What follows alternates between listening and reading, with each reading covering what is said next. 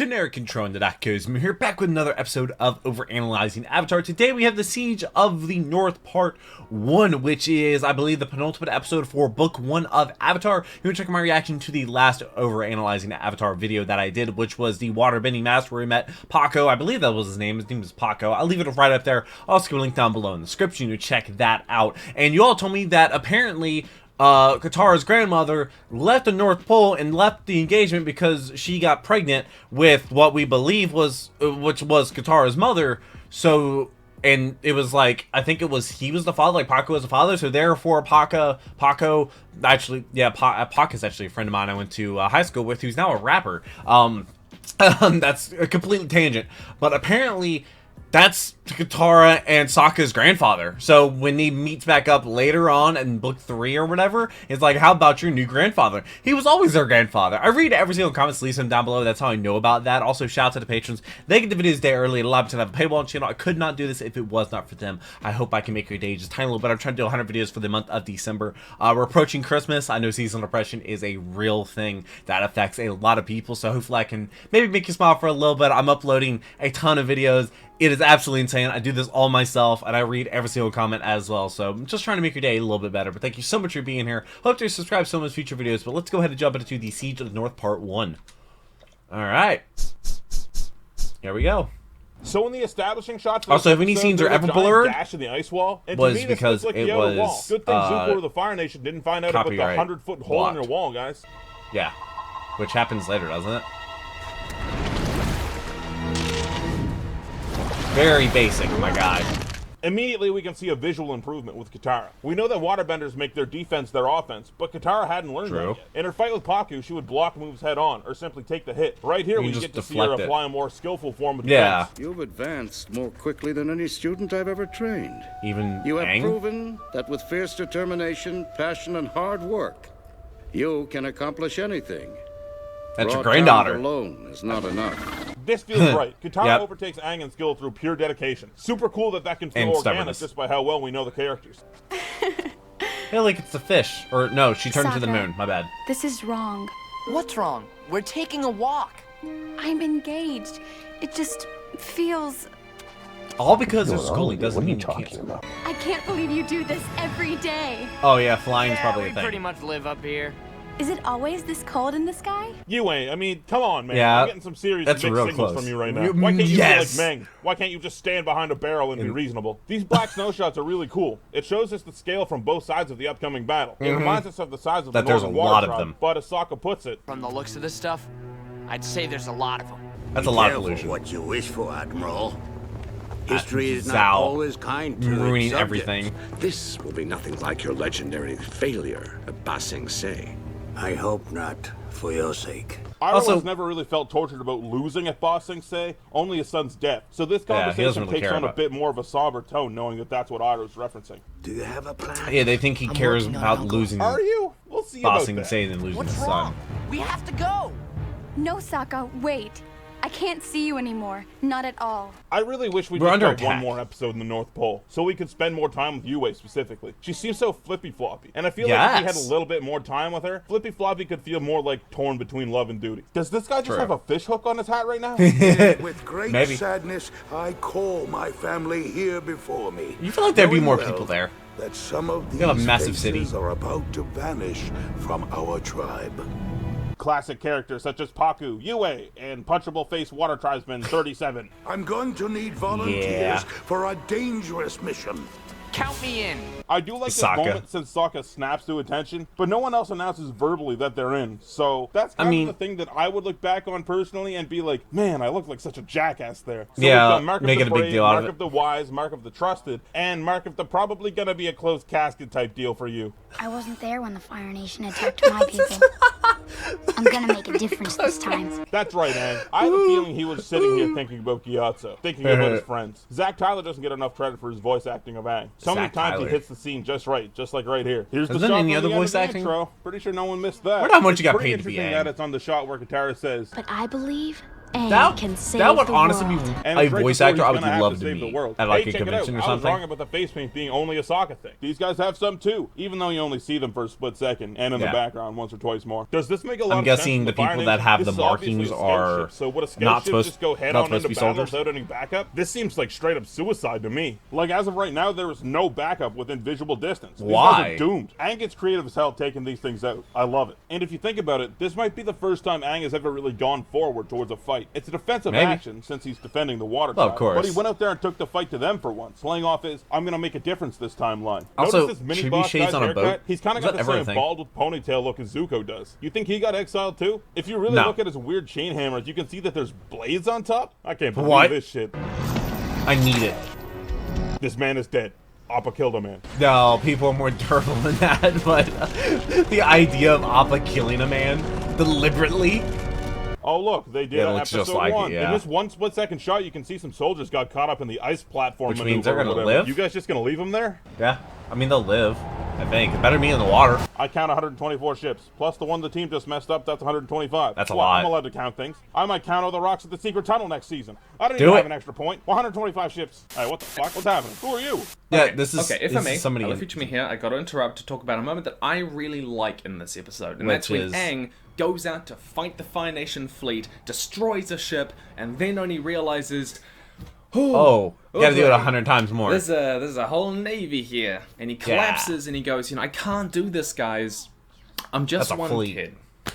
And I really like that because it humanizes Aang in a way that a lot of shows wouldn't. A lot of shows would go to the hero and go, "You're not just one kid. You're the Avatar. You can do it. Friendship." And then the hero would be like, "Well, you didn't say that before." And then they win. That changes everything. They can. But Avatar doesn't do that. Aang doesn't turn around and go, "You know what? You're right. I'm not just one kid. I am the Avatar," and beat the entire Fire Nation fleet. It actually understands, that, hey, some things are bigger than you. And that's okay. You don't need to do this on your own. That's what you have people for. The strength in needing others. Aang's art. If you know a movie that struggle of needing to live up to these expectations that everyone has of him and always feeling like he falls short. It's a nice beat for that story. But it's also kind of a moment of subtle world building, we might call it, because being the Avatar is never about being the most powerful chess piece on the board.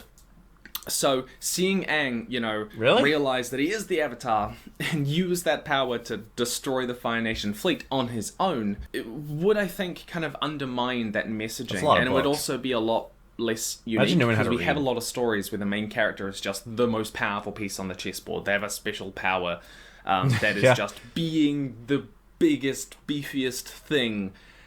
And in Avatar, the real strength or the real role of the Avatar is communing with the spirit world. It's building bridges between humanity and nature, humanity and the spirits. Which is why it's nice that Aang's role in these episodes isn't just destroying the Fire Nation Navy. It's more about him communing with the spirit world, reaching out to these ancient spirits and joining with them, with the ocean spirit.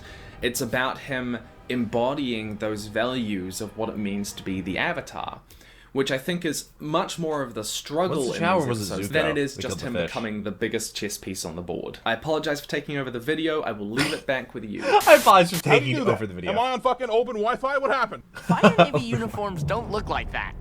Of course they do. These are real uniforms captured from actual Fire Navy soldiers. How long ago? When? Like 100 years ago? Yes. 85. Oh, I gotta talk about uniforms now, don't I? Okay, so they captured the uniforms 85 years ago, right? But we're shown in the intro that the firebender uniforms haven't changed for 100 years or more. Now, the non-firebending Fire Nation soldiers usually wear this other uniform with no mask. But if it's been 100 years, I think it would be reasonable that... How do we know we can trust this guy? Such bold talk for a new recruit. Once again, I wish we had another episode in the North Pole for the UA stuff. We could have fleshed out Han so he doesn't seem like such a cartoon character. Or we could have gone in the complete opposite direction and made him even more hateable with the extra time. I think both would have been positives. Stop those fireballs! How are you supposed to stop the fireballs? With water bending. Catch them. Oh my god, it took 9 of you to stop one with the fireballs? There's 100+ ships out there, boys. You're fucked. You're like nitro fucked. It's like the movie, the live action movie. Halt your attack. The waterbenders draw their power from the moon. Oh, okay. Oh, yeah, you probably should have said that earlier. Why are the Bills fans throwing snowballs on the field? I'm well aware of the moon problem, and I am working on a solution. Man, they really sell the full moon thing being an enormous power boost. Just awesome waiting at first or getting nailed in the back of the head by a snowball. I feel like you could just lob fireballs from full court like you've been doing and just win. I'm sorry. I just nag you because, well, ever since I lost my son. Don't. Uncle, you don't have to say it. I think of you as my own. It's hard to believe, but this is the first time we ever hear Iroh mention Liu 10. It's hard to not think it's told you earlier in the show, since so many of Iroh's actions are clearly influenced by that loss. On top of that, this is just a great scene. You can really feel for these two and who are supposed to be the bad guys. They've gone through a lot of the his father's same won him, but Iroh, and now we have new context to their relationship. Moving stuff. Wait, hold on. Are you wearing a betrothal necklace too? Is that how that works? Wait, hold on. Guys get is it that too? A woman warrior? Is that all right? Paku, can I get a ruling on this? Whoa, yeah. So just to be clear, Zuko's plan was absolutely just kayak to the wall and then improvise. That is suicide almost. I guess Sokka fell in last episode and it wasn't a big deal, so I guess it's kind of set up. The Avatar is the bridge between our world and the spirit world. Aang can talk to them. Maybe they'll give you the wisdom to win this battle. The wisdom? Or maybe they'll unleash a crazy amazing spirit attack on the Fire Nation. That's Wait, hold foreshadowing. On. Aang's right here. Yeah. That is what happens. That is what happened. Ah! It's weird big face Aang. The only true counter to him is weird small face Aang from season 3. Wait, what? Oh, I was hoping to see that. Momo, no. There's an alternate reality where Momo eats the ocean spirit and becomes ocean god Momo. Why are you sharpening your boomerang and Gollum stance, you weirdo? I want you to guard my daughter, Princess Yue. There might be some sort of symbolism here, but I just can't figure it out. Is he okay? He's crossing into the spirit world. He'll be fine as long as we don't move his body. Will he? How do you know that? Yeah, I don't. The time Aang went into spirit form, you weren't around, and his tattoos didn't even glow that time. I don't know, Katara. Yeah, we're in the Wild West right now. Anything could happen. True. Aren't you a big girl now? No. Yes. No. All right, so Zuko's plan was kayak up to the wall, improvise, and then just stumble on Aang. In the background here, you can actually see Yue run off as she goes to find Sokka. I like that in this fight, Zuko's normal firebending seems a lot smaller and weaker than usual. Probably due to both the frigid environment and it being nighttime. Like, they're noticeably smaller. It's cool.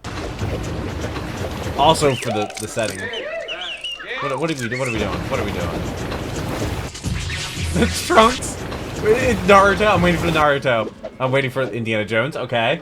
I'm waiting for the gang you get away signs. with a lot of these water attacks maybe coming from the Spirit Oasis Katara, but these ones not so much. I don't think you have enough room for all that in your water skin, and I don't think you're on that Hama level shit yet. So where's this water coming from? No idea. Okay, yep. And now he's just there. Oh, hey, it's the same move she used on Sangok at the start of the episode. Neat. I bet this time he gets the wall and freed himself. That looked like it hurt. This kind of weirded me out. So bending can be blocked by bending, and the properties of that bending is blocked, right? Like Katara wasn't burned or anything here, so she blocked it. But it seems like despite her blocking it, there's still some extra concussive force from the steam since she gets thrown back. It happens a few other times too, and I always find it weird. The hot air so expanding, maybe? Zuko's plan was kayak up to the wall, improvise, stumble onto Aang, and then walk to the Fire Nation. This episode's good. It's hard to talk about in length without the second part, though. Yeah. So I'm gonna leave most of the discussion about it until the next video. So big shout out to my buddy Hello Future Me, who took over for a second or two. That's his name. If you're into Avatar and you haven't seen this guy's channel, well, first of all, how is that even possible? I haven't heard of him. The Avatar guy. But if you haven't, definitely go check him out. He's way smarter I didn't know there than me were and Avatar talks about guys. Avatar and writing and themes. 3 million views, and it's all awesome. He might be the Avatar guy. Stuff. His channel is the first link in the description down below, so go well, check him out. If only and I had a Can't description. forget about the but patrons. Thanks, guys. Don't have if you want to be one episode ahead and see the finale of book 1 of Overanalyzing Avatar, it's up on Patreon right now. See, I don't do that going forward just because I like to read the comments until the next one, because I read every single. Derek Cornwell, DJ Jax, I read the comments for every single video. Sullivan, Garner, so Glintlock, if Mana, I miss something in this one, I don't want to jump into the next one. Like I wouldn't know about Paku being we're wrapping up book 1 next their time, grandfather, folks, and it ends strong. See you then. Yeah, it's gonna end strong. It's gonna be awesome, and I already see. I see the 2 girls down here, and we're gonna jump into book 2. It's crazy that we're not even done with book 1 yet, but you all have showed so much support for this series. Thank you so much for that. Like I said, patrons get the videos day early. I'm trying to do 100 videos for the month of December, but these videos are still gonna be going on even after December. But I really hope you enjoyed it. I have no idea what's to come. the Hello Future Me, I no idea. I don't know how many subscribers he has or how many views or what he uploads. It seemed like he did like a video talking about Azula's like her psychological state or something. I don't know. Hello Future Me. He has, oh wow, he's 13,000 subscribers away from 1 million. That's awesome. Wow.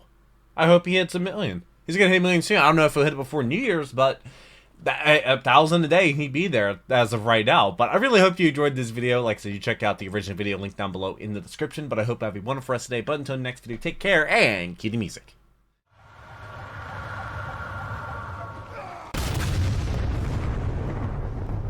We were